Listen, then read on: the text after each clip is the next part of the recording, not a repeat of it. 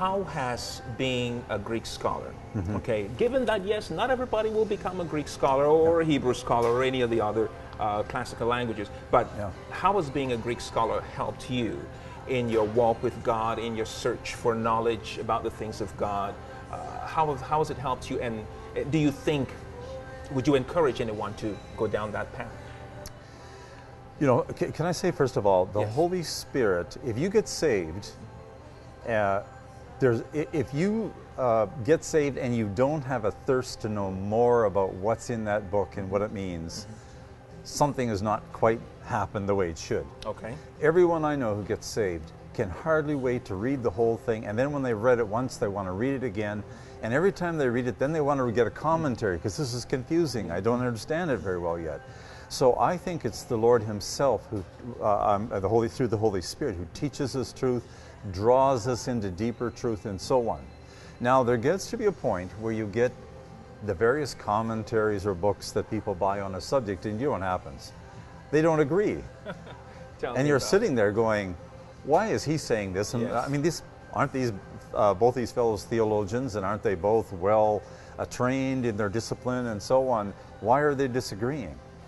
And what happens is you'll arrive this moment where you go, I'm going to go find out for myself. Because you're starting to be confused as to who you should listen to. I cannot tell you how many bad sermons I've heard on certain topics, and the person referred to, I call it the heavyweight Greek word really means such and such. And well, who am I, not knowing the languages? Now there's no more debate. The Greek language has solved it all, and I have to believe this person. And you and I talked that time. When I first took Greek, there were a few great sermons I'd heard related to the Greek word really means so-and-so. Right. And I went back, and the first thing I did was there was a few of those words. We won't talk about them here because we could be here all day, but I read the Greek word and I went, that's absolutely false. I mean, I have been preaching to the people I worked at, Xerox and Apple and so on, saying, but you know, in the Greek it really says such and such, and here I am sitting in front of the Greek and it doesn't say that. Someone had misused the use of a Greek translation to convince me of their theology, and it wasn't so. And I can remember once being very upset about that. And in fact, I've changed a few things I think about theology, about what I would call the critical the critical cores of theology, based on the fact that now, having read Greek, I really see what the argument is all about. So the first question, your second question, I should say, is would I recommend people go and start learning Greek and Hebrew? I would recommend anyone do that. In fact, if I had my way, we wouldn't be giving a lot of the master's degrees that we do if a person doesn't know at least one of the two languages, so they can specialize in one or the other.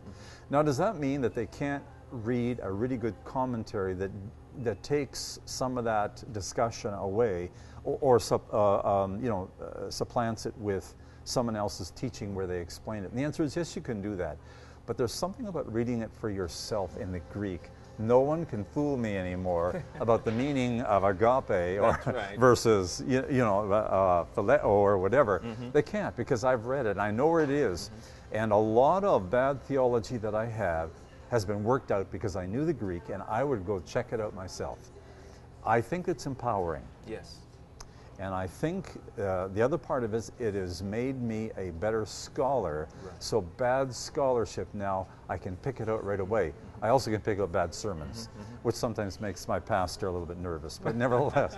But he knows that I'm there to support him, and he every once in a while asks me, what does this word mean? I don't want to use this if it's not accurate. So in a sense, we also become better Bible teachers. We become better defenders of the faith. We become better people all around.